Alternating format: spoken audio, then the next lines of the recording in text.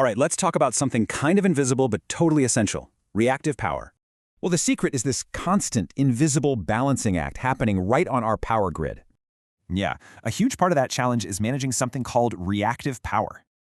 And if you don't control it, you get instability and less power for everyone. So, the fix is called reactive power compensation. Think of it as the grid's control system. And its main goals are pretty simple.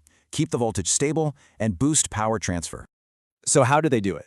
Engineers have a special toolkit for this balancing act. Okay, so capacitors add power to boost voltage.